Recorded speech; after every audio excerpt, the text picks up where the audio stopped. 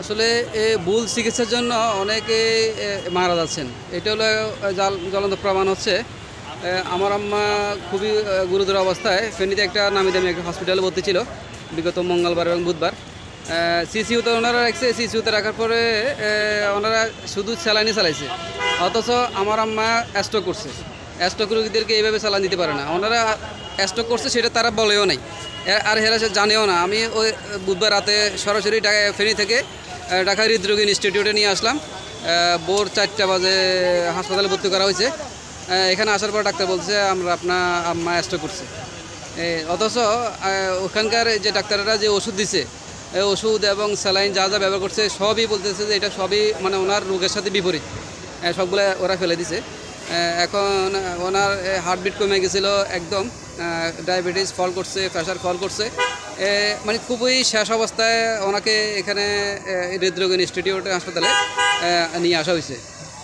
আল্লাহর রহমতে গতকালকে বুধবার রাতে ভর্তি করানো হয়েছে।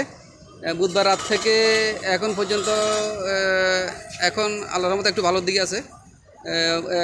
বুকের ভিতরে প্লেসমেন্ট আপনার একটা মেশিন বসানো হয়েছে। তো ওটার পর থেকে হার্টবিট নেমে গেছিলো 50 থেকে আল্লাহর রহমতে এখন আছে 75-78 আছে। এখন আল্লাহর রহমতে ভালোর দিকে আছে।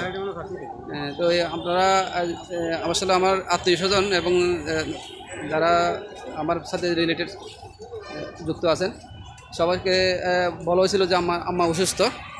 তো সেক্ষেত্রে আপনাদেরকে নিউজটা দেওয়ার জন্যই, আম্মা স্ট্রোক করছে। উনি এখন আল্লাহর মতে হাসপাতালে আছেন, খুবই খারাপ অবস্থায় আছে। তো আপনারা যেখান থেকে দেখতেছেন আমার আম্মার জন্য দোয়া করবেন। আমার তাছাড়া দেশে এবং দেশের বাইরে আমার আত্মীয় স্বজন এবং বন্ধুবান্ধব যারা আছেন সবাইকে আমার ফেসবুক এবং ইউটিউবের মাধ্যমে জানাচ্ছি যে আমার জন্য আসলে উনি খুব মুমূর্ষু অবস্থায় আছে, দোয়া করবেন। আসলে ভুল চিকিৎসার জন্যই ওনাকে এত কষ্ট করতে হচ্ছে। আমাদের ফেনী ডিস্ট্রিক্টে ফেনীতে অনেক হাসপাতাল, এই অনেক রুগীকে ওনারা ভুল চিকিৎসা করার কারণে অনেকেই হয়েছে, অনেকে হয়রানি শিকার। অনেক ছাড়াও আমরা নিজেই হয়রানি হইলাম আমার আম্মাকে নিয়ে। আপনারা আসলে ফেনীর এত বিশাল বিশাল হাসপাতাল, নামি দামি হাসপাতাল, ওনারা যদি এরকম ভুল করে তাহলে তো আমাদের আসলে যারা রোগী আছে তারা অনেক কষ্টের ভিতরে পড়ে যাচ্ছে।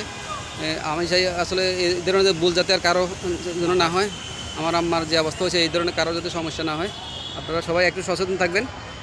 একটু হাসপাতালে রোগী আসলে কী চিকিৎসা করতেছে, কী বলতেছে, কী খাওয়াচ্ছে, কোনো পরিবর্তন নাই, কিছু আন্দাজি করতেছে। অথচ আম্মা করছে স্ট্রোকের সমস্যা, ওনাকে দিছে স্যালাইন, মানে কী জন্য দিছে, কী সমস্যা, কোনো মানে সদুত্তর নাই। এই ধরনের অথর্ব কাজ কারবার আসলে ফেনীতে অহরহ হচ্ছে। আপনারা সবাই সজাগ থাকুন। সবাইকে ধন্যবাদ। আসসালামু আলাইকুম।